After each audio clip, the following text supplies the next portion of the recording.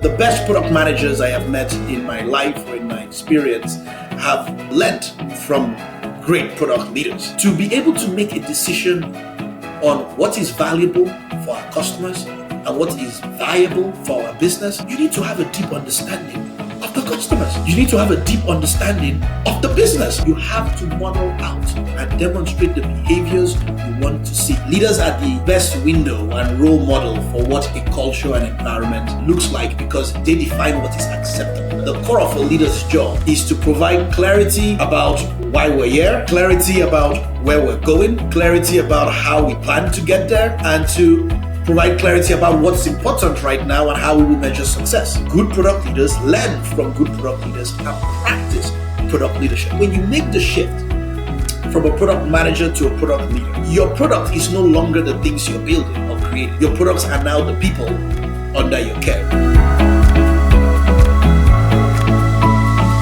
Hello everyone, and welcome to another episode of our Agile Insights Conversation. Today I'm hosting Christian Idiodi, and Christian will talk about himself a bit more in detail in a few moments. The topic of our conversation will be around product leadership. You see 3 nice books in the back of his room. It's the middle one that we're going to focus today, written by his colleague, Marty Kagan, Empowered. And those of you who have been following our show, I already had 2 conversations with Marty, and I'm very curious to see whether Christian shares Marty's perspective. We're going to do a one-by-one comparison. No, I'm joking. I will focus on a few other things because I've seen some of Christian's talks, and I've been impressed not only by his energy, but also the way he shares these stories. And Christian, for that, I'm very grateful that you're taking the time, and I'm so looking forward to this conversation. Welcome to the show, Christian. Thank you. Thank you for having me. So Christian, as I mentioned, I would love to start out with a brief introduction of yours, as probably most of the people in my audience don't know you yet, but will get to know you. Walk us through your journey. Sure. I can walk backwards in some ways. As you mentioned, today I'm one of the partners at the Silicon Valley Product Group. So I spend a lot of my time really coaching, advising, and training product teams, product leaders, and companies around the world on how to build products companies love. Prior to that, I led product teams in an executive role as a head of product at Merrill Corporation, now DataSite, at Snagajob, an online job board. And I did innovation and startup work at a startup back then, a growth stage company called Career Builder too as well. So really in my part, I have been a product manager. I have been a manager of product people. I have been a product leader, and I have led transformations of a large enterprise company into a modern day product-led company. And so really what I do is really share a lot of my stories, my experiences, my failures, my challenges in that journey. Hopefully that I can convince many companies that they can build amazing products customers will love as well. I'm happy to go deeper into my background if you like. We joked about having a medical career. I didn't make it as far as becoming a medical doctor, but I was pre-med in college. I was about to start medical school and decided to take a year off to travel the world and learn something else, and I'm still doing that. So it's a very long year off, about 20 years of a year off at this point. But I got into products really through an innovation competition, learning how to do it, and I've done startups now. I do 2 new startups every single year. It's a way I keep fresh on the skills. It's a way I keep very humble on doing product work. I have started to do amazing work now in Africa, really coaching and advising teams, but I just started a nonprofit that is focused on accelerating the use of technology in Africa today. Yeah, this is amazing, Christian. So we were joking about this medical background, right? And so you're teaching your parents a lot of patience. Because as you mentioned, this is a very long year off from a pre-med to a medical school teacher. Now, I taught my parents something else. I finished all of med school, and then I made a big pivot into management consulting.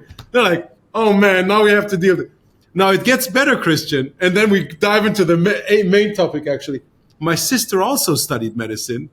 And after I switched, she got inspired to also switch. So Oh, right. Yes. my parents have two kids, both of them medical doctors. None of them works as a medical doctor. So, How do your parents introduce you? What do they say? Do they say, I have a doctor that doesn't practice or a doctor that consults? What do they say? no, what they say is we have a son who runs his own business and he helps organizations make changes and build products in a better way and all of that, right? But they're still happy that I at least finished it. So Yes. They next can at time, least call you doctor, so yeah, they do. They do. that's Next time you talk to your parents, you can tell them, I can also do what Sohrab did. I still won't be acting as a medical doctor. They're like, there you go. so Lovely. we were talking, and as preparation for this conversation, I watched a great talk that you gave. I think it was earlier this year, Snooch 9 or 8 or something like that. And I will link that show to our show notes because I don't want to go through the same topics. It would be redundant. And the people also had great questions for you. But in that talk, you fundamentally talk about the responsibilities and the skills that is needed in product management. And what I loved about it is you show to people that most people that are successful product managers, they don't go through product management university. They have all sorts of different backgrounds, like you, pre-med, and I think something in psychology, right? Like me, medical doctor, someone studying theology, other people doing physics or computer science.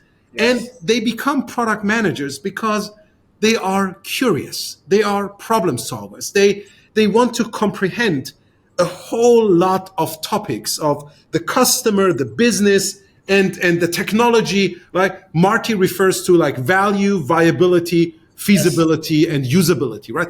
All of this, a good product manager needs to comprehend. And you don't learn this in university, maybe in design school, like the founders of Airbnb, but even there, it's mainly focused, I think, on the usability aspect. Many of the other things they had to learn later on. And so this was, I think, very, very good because you inspire people who have no clue how to enter that profession to enter that profession. But what I want to focus our conversation on is product leadership. Because when these people enter a product management role, they don't know how to do these things, right? They haven't been prepared for that. And I believe also based on the conversations I had with Marty, that this is then the responsibility of a great product leader to help them build these capabilities. Now, before I continue, what is your thought on that?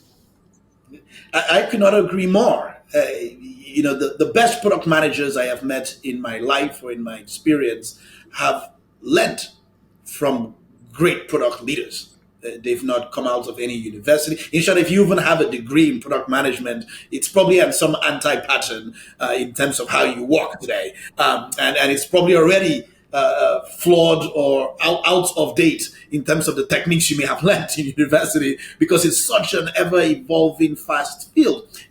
So you're absolutely right. The single most important job of a product leader is to really coach their people, to get them to competency where they can do the job at the level or the expectation of it, and then to their potential to prepare them for what's next in their career and their journey. I could not agree more. Fundamentally, that's the core of the job. So you yourself, at some point, moved from product manager to product leader. Yeah. What changed for you when you made that switch? And I was not as fortunate like many people that I said the best product managers learn from great product leaders. I probably learned a lot product management from a series of massive failures over time, from just building products nobody wanted consistently for a very long time, and then figuring it out, and in some ways, and then obviously having great coaches and mentors after that. So this another part of also getting good at product, which is not the preferred part, which is doing bad product for a long time and realizing it doesn't work. You still kind of come to terms with that. But when you make the shift from a product manager to a product leader, your product is no longer the things you're building or creating. Your products are now the people under your care. This is probably the single biggest fundamental shift in what the job is, that developing people is now the number one job, that the outcomes or that you should be measured by, the key outcomes that you should gauge your success by, are no longer, oh, look at the great product I built, the great launch that I had, the great revenue that I did. But these are the people whose lives have gotten better professionally and personally because I have coached them and developed them. These are people that have gotten promoted. These are people that, if I look back on my career now, I have built over 200 products that I have touched in my journey. If you ask me what are my greatest successes, it's not any of those singular products. And some of them are iconic products today. But it's really looking at the person that joined me as entering Excel spreadsheets as an intern that is now the chief product officer of a company, or the person that joined me as an associate product manager that is now a CEO or founder. In some ways, those things bring me more joy or sense of accomplishment in my career as a product leader than any of the products I have put out. Okay, so this is really insightful. So one of the big changes is the change in focus. Instead of focusing on the product, so what the customer facing thing will be, to focusing on the person who is going to build that product, right? Elon Musk refers to this as building the machine that builds the machine. Now, in his context, it's building the gigafactory that can churn out the Model S's and Model X's, etc. In your case, as a product leader, it's developing those people that then become great product managers that produce with their teams great products. Now, probably this awareness is the first step. Probably you had to build a few new capabilities yourself, because developing a person is probably different to developing a product. How so? Well, fundamentally, if you think about the core of the job, and I always personally differentiate the leadership component from the management component in some ways. And that's just because the bigger the company, you may have more focus on one or the other. In the sense that the core of a leader's job is to provide clarity about why we're here, clarity about where we're going, clarity about how we plan to get there, and to provide clarity about what's important right now and how we will measure success. And the other aspect of their job now is to provide an environment where people can go do those things. We call those things context, and we call those things culture. So for me, always the first core of the job is context and culture for a leader. For a manager of people, in some ways now your job is to say, okay, we now have some sense about where we're going and what we want to accomplish. I need to hire a group of talented people to go tackle the problems we will have trying to accomplish those things. I need to coach them so that they are competent at doing those things, develop them, retain them, so you got the staffing and coaching side, and then I need to make sure I'm aligning them to the important aspects. Those things are, in summary, the role of leadership and management in any company. The biggest challenge is that most people have not experienced good leadership and management. When people say it's like, why don't people get good coaching? I'm like, well, because they have never experienced good coaching themselves. Most people cannot give what has not been given to them. Yes. In some ways. And you see several anti-patterns in that behavior. I'm like coaching an executive team, and the CEO is screaming at the employees, like just screaming and yelling in the meeting. And I pulled the CEO to the side and I said, first of all, I don't think I can spend more time coaching you. This is just against my values of how you deal with people. But I'm like, why are you screaming at your employees? And he said, my manager screamed at me, and look at me today. I'm the CEO. I'm executing at a high level and I get things done. And so, and I said, is it okay if I show you an alternative way of doing that? And he said, what do you mean? I said, well, tell me what you're trying to convey to the team, and I'm going to go back into the meeting and I'm going to try an alternative way. I was just going to ask for feedback if we still got the message across. It was a very interesting session for the leader, because kind of going through that and hearing his people have some kind of safety to say, this is actually more effective. I actually feel safer to ask questions. I can actually do better work. You're probably screaming at me because I am taking what you're saying without trying to comprehend what you really need and just doing the tasks than trying to understand the problem. And this alternative allowed me to go a little deeper and I can give you better results. And just the CEO observing that changed their perspective because they've gone their whole career without knowing an alternative. And you see, so in some ways, when you talk about, being a product manager, your job is working with a team to build products, and becoming a product leader is a very different job than that. Most people do not recognize that shift. And what often happens is that most people are not prepared for that shift. You see, what I tell people is you are promoted to do the job, not to learn the job.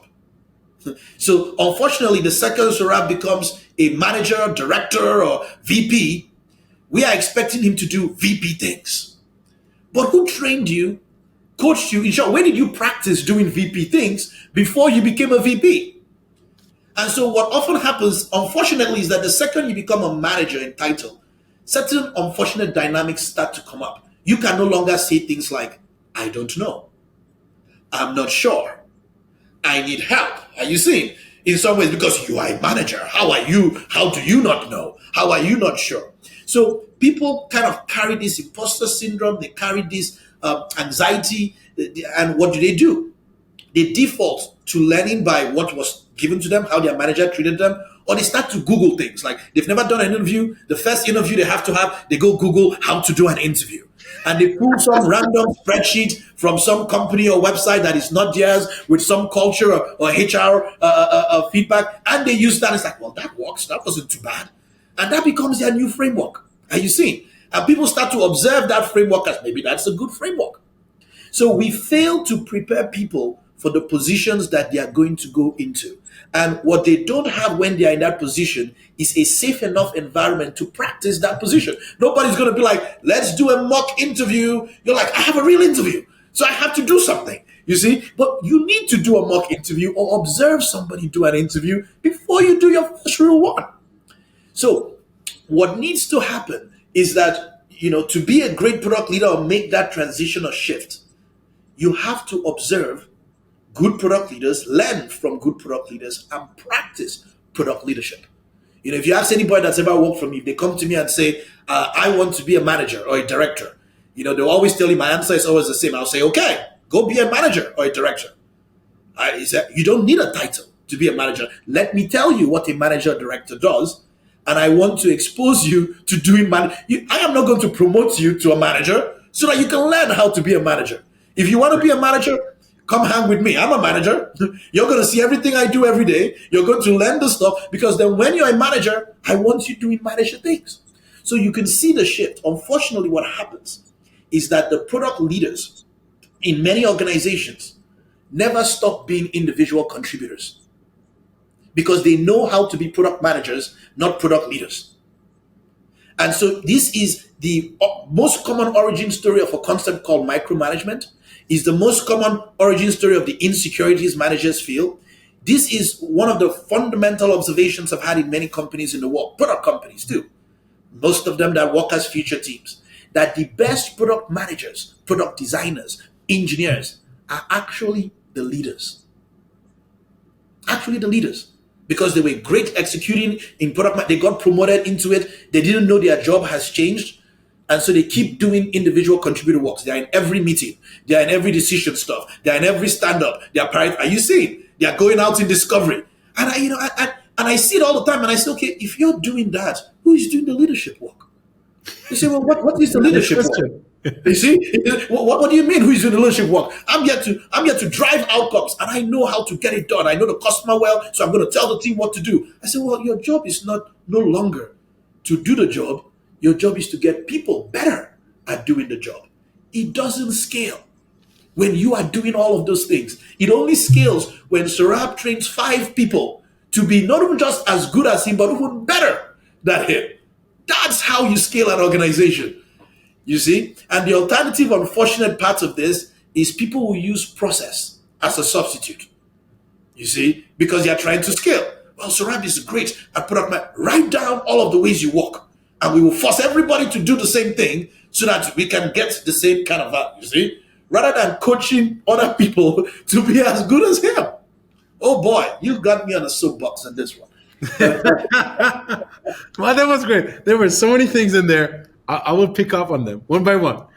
Now, you mentioned, and it aligns really well with a storyline, with a framework, let's call it this way, for the lack of better words, that I'm working on, which is, number one, it's the leader's job to provide clarity, right? Where do we want to go as an organization? And how do or can the products that you individual product managers are responsible for deliver towards that organizational vision, mission, strategy, whatever we want to call this? The second thing is to build the competence for people to make those daily decisions on their products, so that you as a product leader don't have to sit in every meeting, don't have to do the product discovery, don't have to be at the daily stand-up and all of that, right?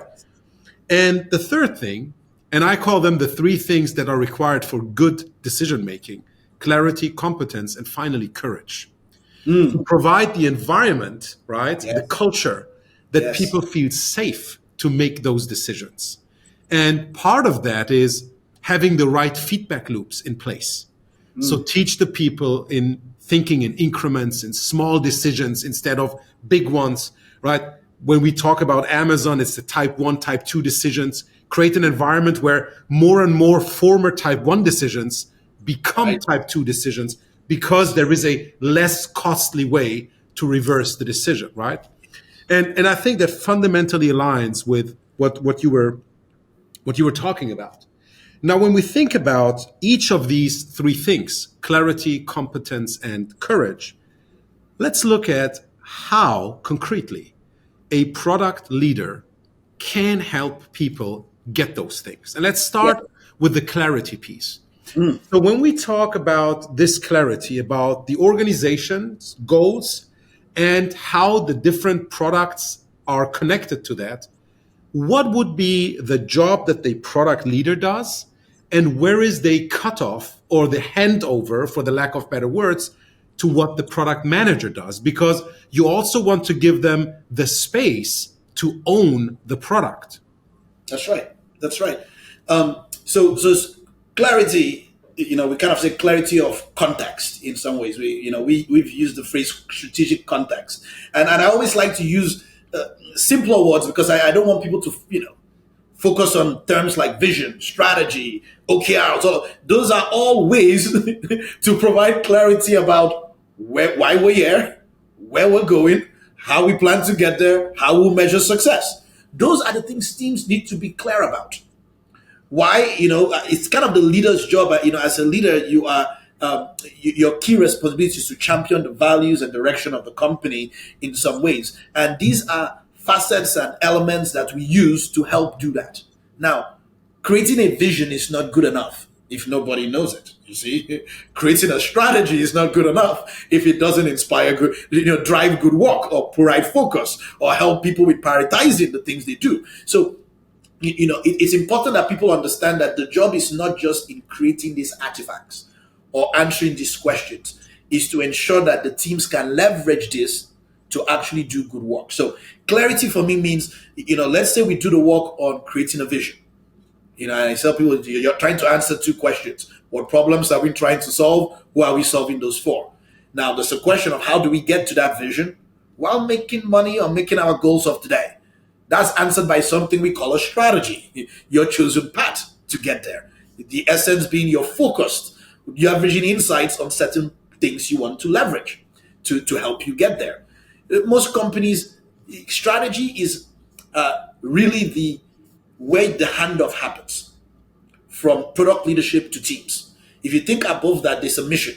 Nobody comes into a company and is like, I will carve the mission statement. The company already exists for a reason. They have a purpose. So teams don't touch that. It's kind of, there's a mission statement. They don't carve the vision. That's for your leadership. It's a role of leadership. It's not the role of the product team or the individual.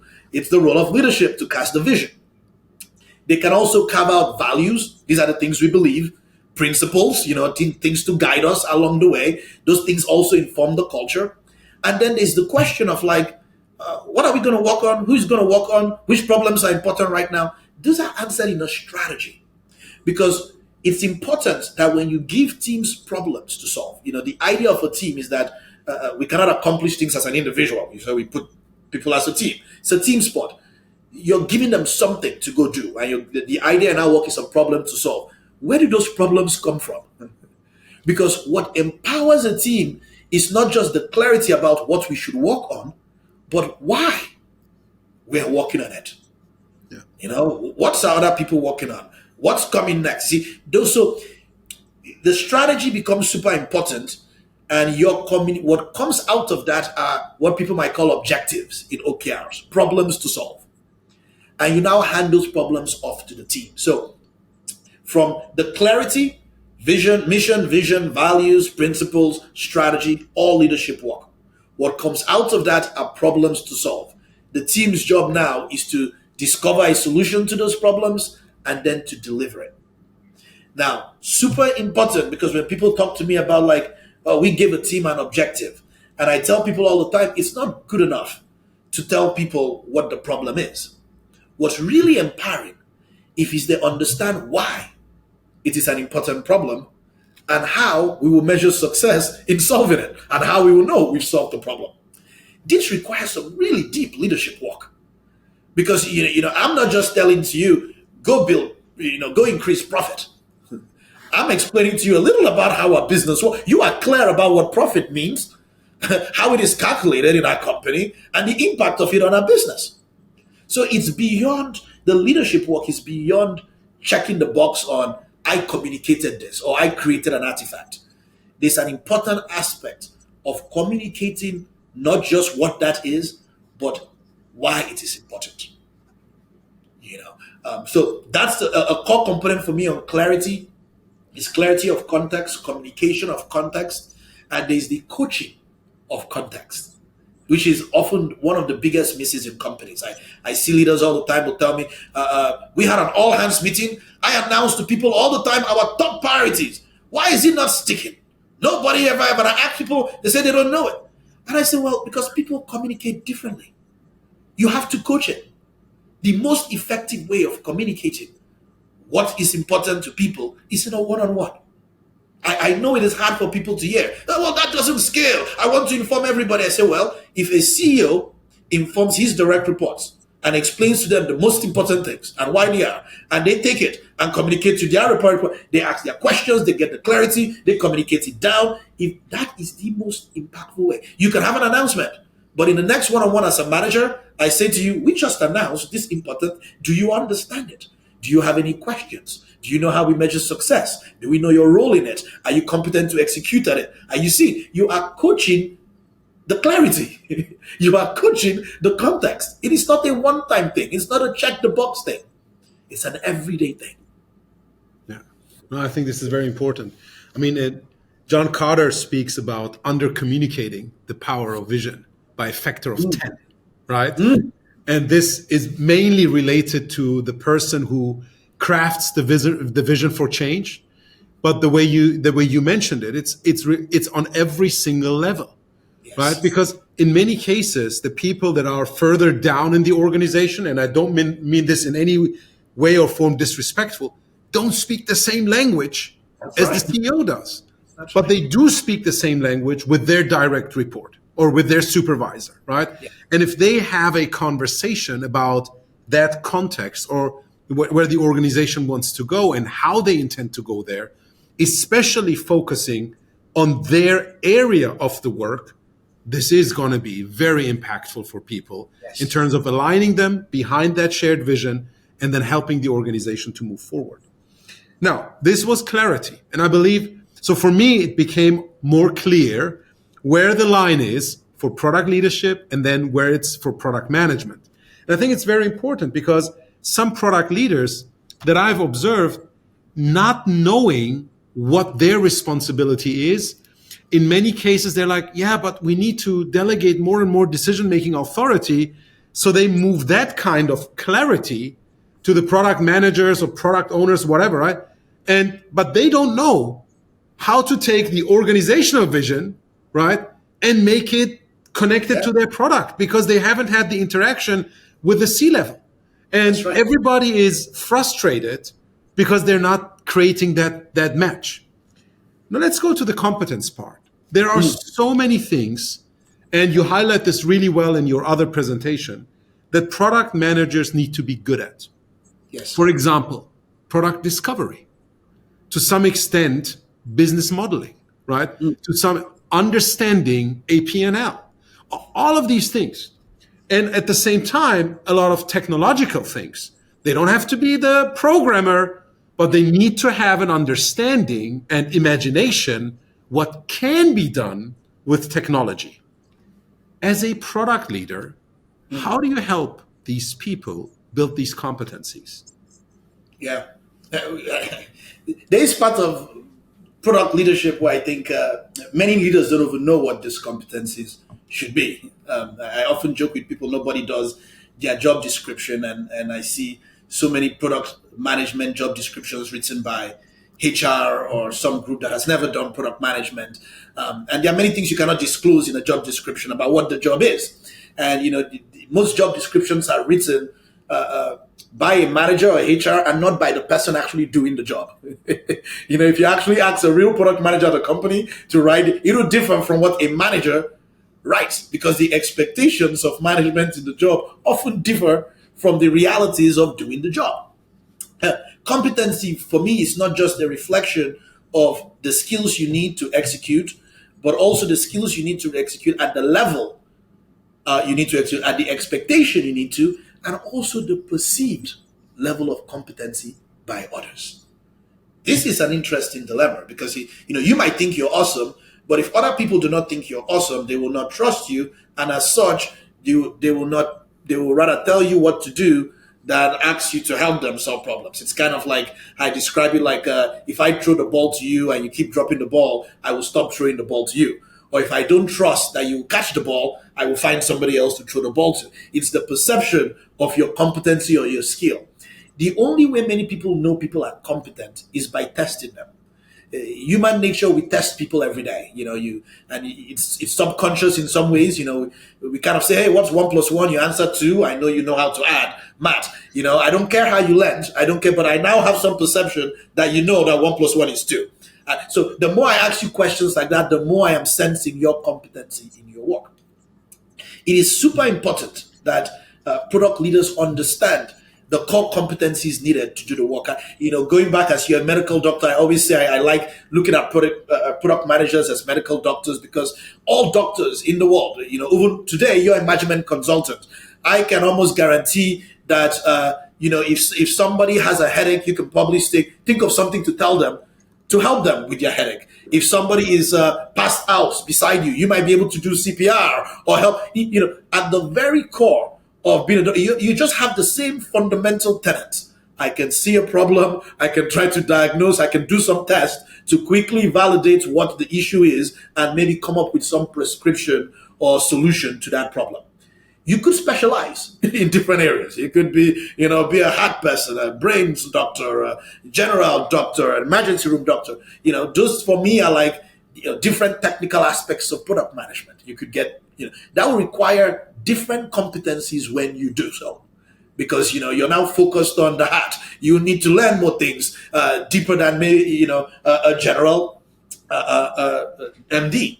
So at the very baseline for all product managers, to be able to make a decision on what is valuable for our customers and what is viable for our business, you need to have a deep understanding of the customers.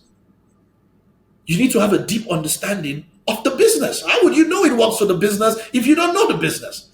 You need to have a deep understanding of the data to inform your decisions, a deep understanding of the industry, so that you can understand those trends, the competitors, understand where things are going. And you need to have a deep understanding of the product itself because, my gosh, your job is called product manager. You've got to manage your own product. So, this is almost like the baseline for core competencies a product manager has to have. There are these deep knowledge aspects that will help inform the decisions they make. Now, getting to those deep knowledge require a whole lot. You know, there are product discovery skills, customer discovery skills, solution discovery skills you need to get good at. Working, understanding the business, there's stakeholder management, there's communication. I mean, there are all of these soft skills and all of these core hard skills. So, what I always do is I want to make sure I understand the core competencies for where somebody is at their job that they need. If you're an entry level product manager, these are the core baselines, like becoming a doctor. If you're a senior product manager, a platform technology product manager, there may be different things at a different expectation level. Like what? Like, oh, you need to have better presentation skills. You're talking to CEOs, you're presenting data, you're talking to customers in a different way. So first, leaders have to be able to do an assessment of their people. If you fundamentally want to coach people to be better, you need to know where they stand. I get it. We hire professionals. It's like hiring a professional sport. They are good. They are skilled in some ways, but working with a team, dynamic changes. How do they fit in? They don't know your culture, your environment. So I need to assess them. Get on the field and play. But I need to create a safe place to practice and say, whoa, you are not very good. You're good at passing the ball, but not good at passing the ball in this culture. You see? So we have to coach you on that. We've got to do a little more kick, some practice passing in that way. So the only way to get people better is by coaching them. I have not found any substitute for this. I hear many people all the time, they'll say, oh, Sohrab, you are terrible at communication. Go get better at communication. I said, well, if he could get better by himself, he would have already done it. He said, well, it's not like he has bad intent. He doesn't want to be better. But first of all, who is coaching him to be better? Because taking a communication class doesn't get you better at communication. Communicating better is what is better at communication. The only way to know you're communicating better is to practice communication and know that you've improved from where you were communicating before. So you can take all the classes. If you don't practice better communication, you will get better. That's why these are kind of those dynamics that require a coach. You cannot get better on your own. I get it. People talk about the motivation of the individual. They have to want to get better and stuff. I'm like, we are playing a professional sport. I don't know of anybody in this sport that would not love to get better at things. Like it's just by the very nature of the work we're doing. This is not one of those I want to be here for life. These are all ambitious, entrepreneurial driven people. So you have to be able to assess people, understand the gaps. I like to understand gaps not based on just what I also feel, but what is also perceived by others. So if you need to be at a 9 in communication and you're at the 4, people, and if you need to be at 8 in discovery and you're at the 7, more people will perceive the gap you have in communication than the gap you have in discovery. So I am now prompted because of that gap to focus more on communication in the short term because it's the biggest perception of your lack of competency. It's what's going to hurt you doing your work. So I do an assessment of people. Then I do a gap analysis to understand the biggest gaps so that I can know where to focus as a manager. And then it's my job to create a coaching plan. Not your job. It's my job to be able to say to you, and a plan doesn't look like, people's like, oh, sir, 3 communication classes you should go take. I never send people to a class I have never taken, If your employee comes back the next day and slaps you on the face, you say, why? They told me in the class to slap my manager. You paid for me to do it. So I will say to you, let's go take a communication class together. Are you seeing? Because when we take the communication class together, I now know what you learned. We learn together, and we can practice. I can say, hey, remember that exercise we did in the class? Let's practice it here. Are you seeing? I am working a plan for the next 90 days to get you better at communication. I will connect you with other people that are great within the company. I will provide the environment. I'll be like, hey, I have an all-hands meeting. Let's start with 5 minutes, so that you're not nervous. Why don't you try to communicate, I would say, on my behalf? I'll give you feedback. I'll ask somebody else for feedback. We'll do that again. Maybe the next meeting, we're going to give you 15 minutes. Are you seeing? This is a very deliberate plan to get you to competency on communication. It's not outsourced. It's not delegated. I am accountable for your personal and professional growth. The biggest indication of my failure when other people see you communicating poorly is not you. It's on me. It's a reflection of me if you don't communicate well, you see. But most managers believe it's a reflection of the person. One of the biggest flaws in corporations is that if you think about professional sports, for an example, when a team is not performing, who gets fired? The coach, Yeah. the manager. Corporate America is the only place where we just like, you suck at this, fired. I'm like, who hired them in the first place? Whose job is it to get them better in the first place? And you see, and the manager is protected. We just keep firing people and throwing them away and trying to bring people, and we're like wondering why it's never sticking. So in that dynamic, we have to change our mindset. It is the core job of the manager to get people to competency. Yeah. Now, you brought up sports. I don't know to what extent you are into football. And I mean, not the American version of it. The real one. The real one, right? Now, one of my favorite coaches is Jurgen Klopp from Liverpool FC. Yes. And there was this beautiful scene where he was putting on a 18 or 19-year-old player for the first time in a Premier League match.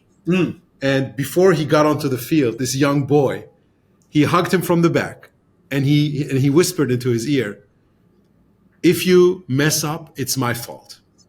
If you succeed, it's your achievement." Right? It's my job to make sure I put you in the right game, into the right place, and that you succeed. Right? We're doing this together. I got your back. Then this young boy, and you see how his face changes the moment his coach tells him this, gives him this safe environment. And I fully agree, right? It's not only corporate America, it's the same in Germany, right? If the people don't perform, nobody looks at the manager. I'm like, why not, right?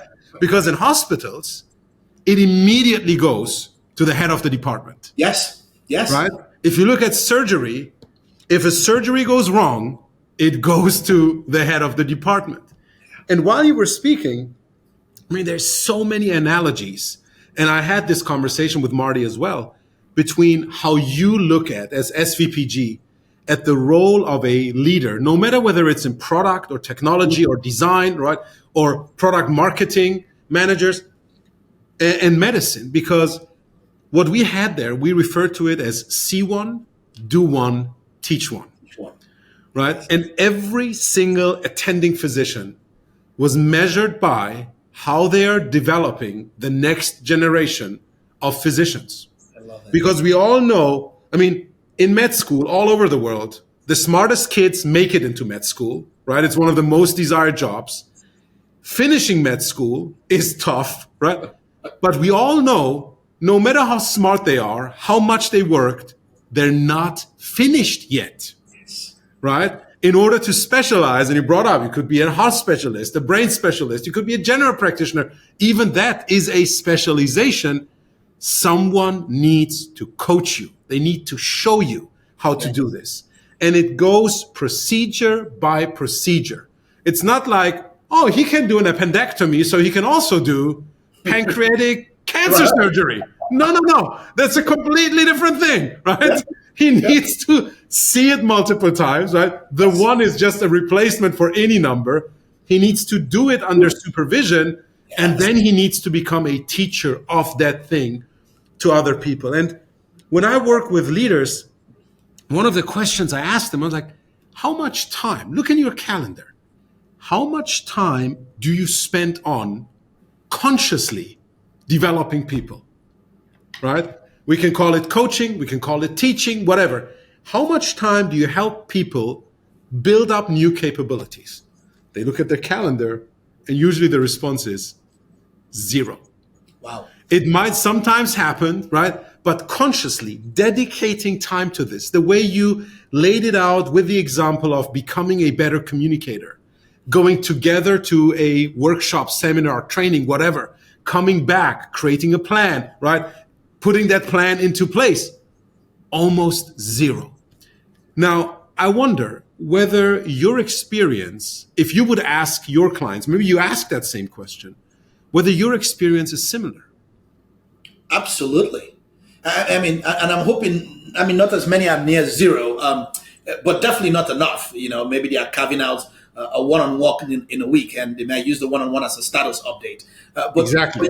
It's kind of the same thing with like strategy. You meet an executive, and I'm like, you need to have a strategy. Like, I don't have time for a strategy. I mean, like, yes, that is why you don't have time, because you don't have a strategy. It's kind of like it feeds itself. The manager is so busy in meetings, in decision making, in tasks, in reports, in all of those things, and it's like, I don't have time to get people better. I say, if you actually got the people better, you will actually have more time, because you're not going to be riddled down in having to make every decision because nobody trusts people. Having to communicate everything because they don't trust your people to communicate. Are you seeing all of those things? It doesn't scale. So it is key. I actually, thinking of the see it, do it, teach it. I actually, have to take that from the medical field and try to force people into that similar thinking.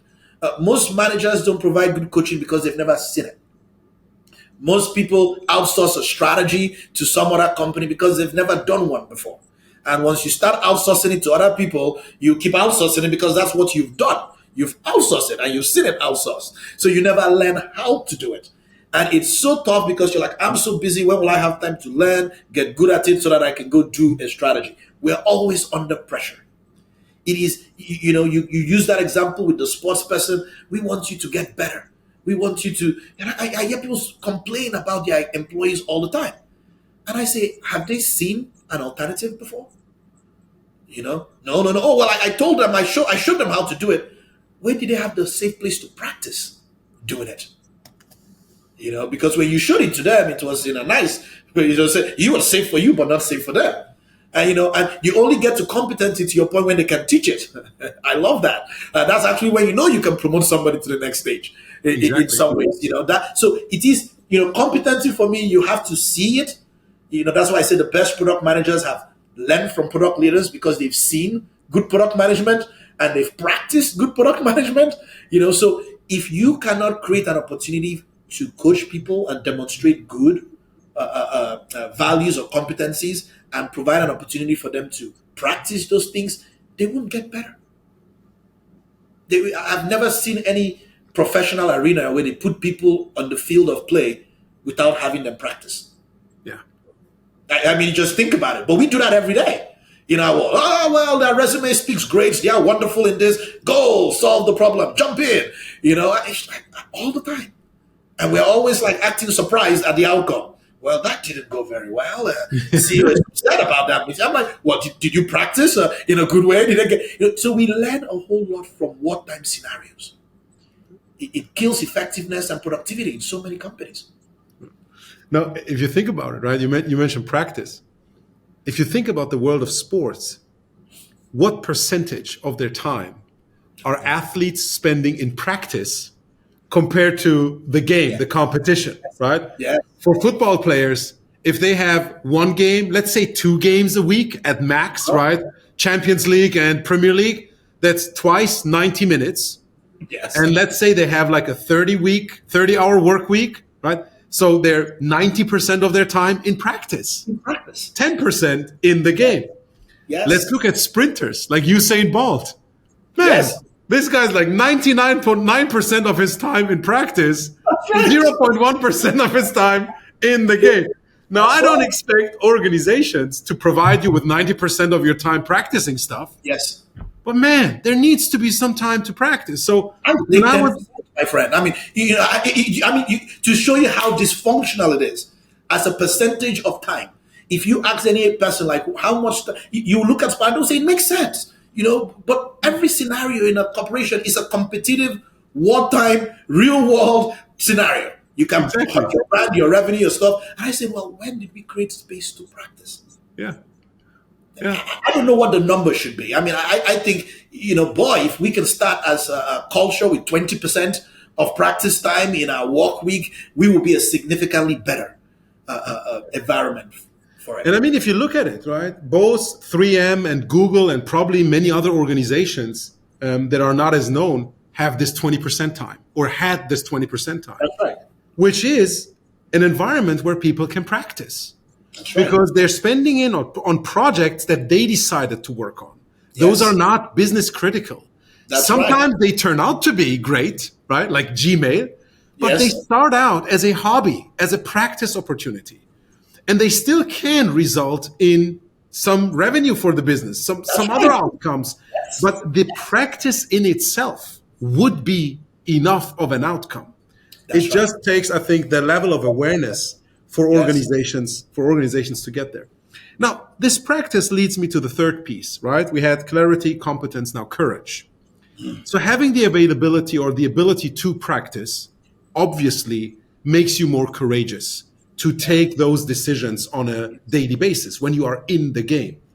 What else do you believe is important from a cultural perspective so Yes. that people can act from a position of more courage? Yeah. Leaders have to role play and demonstrate the attributes they want to see or the values they want to see exist in a company. Leaders are the best window and role model for what a culture and environment looks like because they define what is acceptable within a culture. I've been in meetings where I will role play as like, oh, we're struggling with conflict or things like that, and I'll go prep a person in the meeting and say, I'm in the meeting with everybody, and I want you to get up in the meeting and scream at me and be like, that's a stupid idea. It's like, in front of everybody? I say yes, because what most people are curious on is what happens next. They don't understand what should we do if that happens. They make up their things in their head. So what I want to demonstrate to everybody is what I want to see happen. Right? So, they see that scenario and I say, oh, tell me why you feel that way. And we go through that and they see that person say, you know what, I disagree, but I understand the way why it's important and I'm going to work hard with you to make it happen. I just taught everybody it's okay to disagree, but still commit. And you see, that, and people see that model like, okay, that's okay. Or like, CEO will be like, can I have a meeting with you? I say, is it a HR personnel issue? He said, no. I say, let's talk about it right here. He said, right here in front of everybody? I say, yes. You see, have you ever seen your manager and your manager's manager in a small room? Is there anybody that ever thinks they're about to give us bonuses? Everybody thinks the worst thing possible. Oh my goodness, what's going on? Two executives are in a corner room talking about things. It must be bad. There's all that whispering. But when we see the two executives talking in front of the floor, you're demonstrating to everybody we have a culture of transparency. Plus, the leaders are talking to each other, so they are sharing information. And you see, so what you're doing in a culture to create courage is by demonstrating the behaviors that people may be struggling to find the courage to do as acceptable behaviors. Yes. See? And that is what leaders have. You have to model out the behaviors you want people to be courageous on, the mistakes you want people to make. You have to be able to say to people, I made a terrible decision. That was messed up. I am sorry that I was not thoughtful about that. I need help. I need your support. I am having a bad work day. I need to take a break. Saying those things they provide the courage for other people to do those things. But if you never see your leaders do those things, if you never see your leaders say, I don't know, are you going to be the first person to try something here that has never been done before? You see? So leaders have to understand, when you provide clarity, you provide competence, you coach, you provide practice, you have to model out and demonstrate the behaviors you want to see people have the courage to take within the organization. I love the fact that you emphasized so much on actions, Yes. on things people do. Because one of the answers that I usually get when I ask this question, how do you create an environment where people feel courageous? They're like, you create a culture of failure or of learning. I'm like, okay, so what is this culture? Yeah, it's a set of beliefs. I'm like, no, I don't think that's the case. I love two quotes when we think about culture. One is from Edgar Schein. Culture is how we do things around here, Yes. right? Focusing on actions. The other one is even more, I think, radical, and it's from Tom Peters. It's the next 5 minutes, right? What do I do in the next 5 minutes? And when you were talking about these two executives, right? They approach each other like, oh, we have something to talk about. We do it here. We don't go into this room. And especially if I were one of those executives and you put me in a room and it's a topic, it could be not even a serious issue, but That's right. the moment I start thinking, I usually look like this. And people might think like, oh, something's bad going on. Right? But if you're like, hey, next 5 minutes, we're here, we talk about it openly, you demonstrate through your actions, That's right. A, we're transparent, right? B, that conversation can result in more clarity for Yes. the others, right? So you connect all of these things by the actions that you demonstrate. Now, Christian, you mentioned the term coaching or being a coach several times. I'm not aware to what extent you have had encounters with people from Europe in terms of this topic or definition of coaching. Marty, a few months ago, in conversations with me, went on a huge rant. I loved it. How do you look at this? What is your definition of coaching? Well, I described, coaching from the mindset of developing people. The mindset of the job of the coach is significantly all about the personal and professional development of an individual. The job is to get people to competency, meaning getting them to the things they need to succeed at the jobs or the roles that they're in, and then to their potential, meaning enabling and preparing them for the next opportunities or the next things that they need to go accomplish. That is fundamentally what coaching means to me. It is a trust-based aspect, meaning the social contract we have is not that my job is to whip you to ensure that you do the things you're hired to do. My job is to get you better at your job. Your job is to do the job. My job is to get you better at doing the job. And that's the core dynamic. It's not like my job is to ensure that you're meant to deliver 3 products, to make sure you deliver 3 products. You deliver 3 products because you're a product manager. If I get you better at product management, 3 products will pop out as a result of that. You see? So I understand. I kind of do the machine that builds the machine. My job is to build you. You are my product. My investment in coaching is an investment in getting you better. Yeah. And not only 3 products pop out, but 3 better products. That's right. 3 better products. Because I've done and in order to do that, and I think this is like the fundamental issue that I see in Germany, but almost also in the rest of Europe, is they believe that a coach could do that without being an expert in that field, right? By just asking smart questions. Now, when I look at SVPG, who support, and correct me if I'm wrong, many organizations in implementing great product management, great product leadership, all of you have been product managers and product leaders before.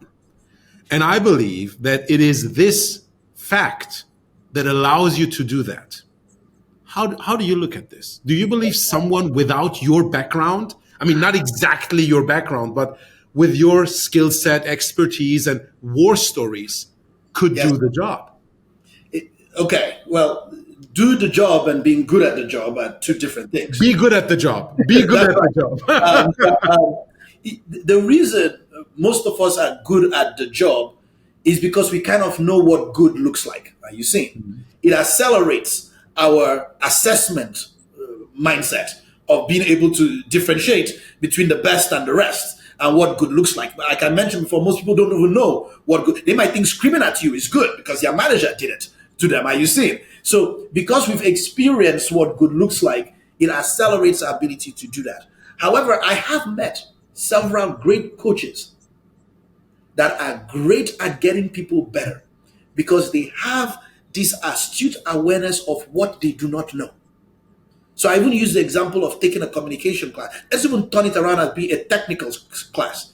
If I'm an engineering manager, my employee knows I don't know maybe Python, and that was not my background. But now he's working on that kind of stuff. He doesn't feel like he can come and ask me a question about Python because my manager doesn't even know it in some ways. But if you're a good coach, they will come to you with that because they know their job is to get you better. And what do they say? You know what?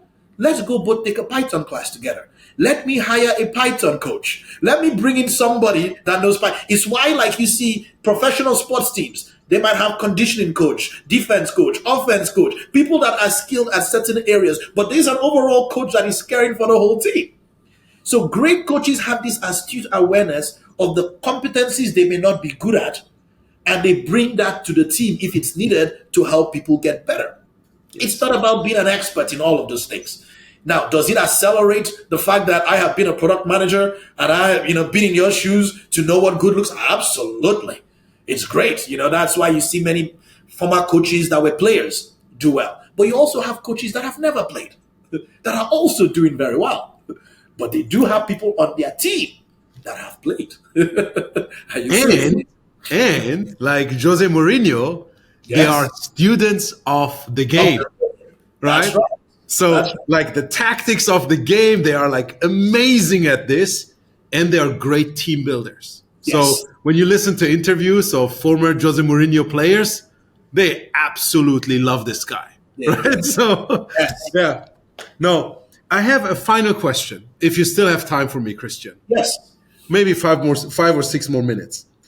You go into a lot of organizations today as an external, right? You're with SVPG, so organizations hire you as an external. How does that differ when you want to implement these kind of concepts compared to when you were the product leader internally? Oh boy. Are you suggesting like we're like mercenaries? Well, the good thing about what we do is, we don't operate like consultants where we're trying to do the work on your behalf. We want to teach you how to fish in some ways, and rather than do some fishing for you or advise you and coach you in some ways. One of the things I do, back to the principle I'm trying to demonstrate, is that I want to show you what good looks like. So kind of the see it and do it aspect of it while I'm teaching it, right? So I want you to see what good looks like. I'm telling you stories of what good looks like. I'm showing you how people have done it, and I'm providing an opportunity to practice what good looks like. That is really the core of what I can offer companies today, is the ability to see and hear stories of what good looks like and to practice good product work.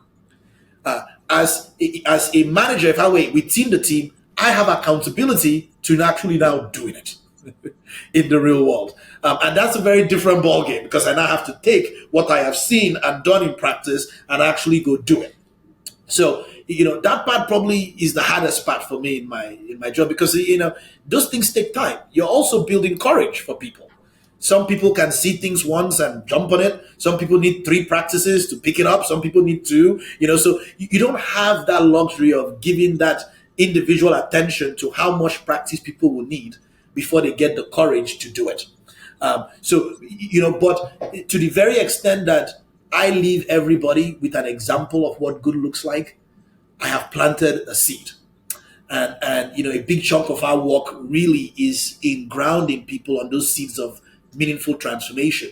I would love to do more work with product leaders, because if I can coach them on seeing it and practicing, they can create more environments for people to practice and do it and teach it.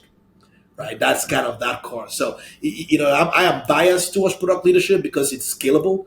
I would love to train more and more product leaders to see and do good product work, because that will help more companies than training product managers. Yeah, absolutely. And I love the fact that Marty emphasized on this as well, right? Not scaling through process, but scaling through people.